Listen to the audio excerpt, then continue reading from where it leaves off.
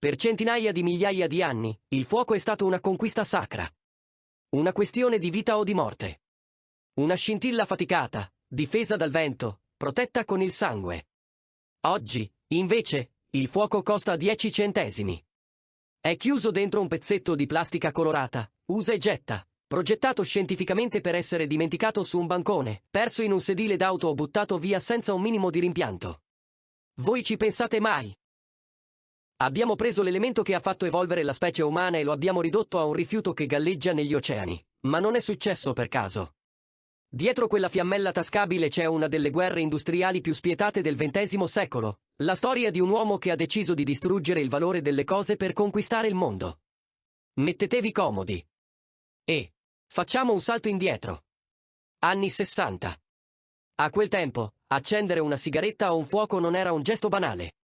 I vecchi accendini erano gioielli di famiglia, oggetti di lusso pesanti, in ottone o argento, fatti per essere ricaricati, riparati, curati. E se non avevi quelli, c'erano i fiammiferi, fragili, capaci di spezzarsi tra le dita nel momento peggiore. In questo scenario entra un imprenditore implacabile, Marcel Bic. Lo stesso che aveva già trasformato le penne a sfera in oggetti usa e getta. Ora punta a un bersaglio molto più pericoloso, il fuoco. L'idea fa rabbrividire i mercati: creare un accendino che costa pochissimo, contiene gas liquido sotto pressione, e deve essere buttato via non appena si svuota.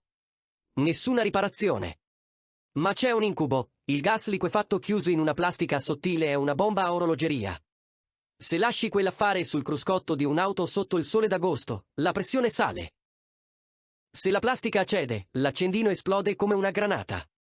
I concorrenti ridono, convinti che sia un suicidio legale. Bic non si ferma.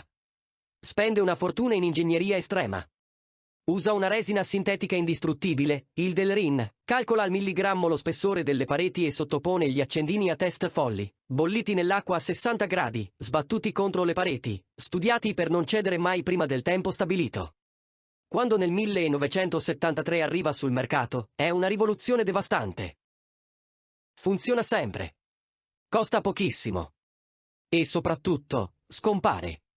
Perché la genialità diabolica del sistema Bic non è solo farli funzionare, ma fare in modo che la gente li perda. Statistiche alla mano, la stragrande maggioranza dei Bic non si svuota mai del tutto, viene dimenticata nei bar, lasciata nelle tasche, persa per sempre. E la gente ne compra un altro. All'infinito. La prossima volta che ne accenderete uno, ricordatevi che state stringendo tra le dita il trionfo definitivo del capitalismo usa e getta. Un capolavoro di ingegneria nato per durare il tempo di una fiamma, e destinato a non andarsene mai più dal nostro pianeta.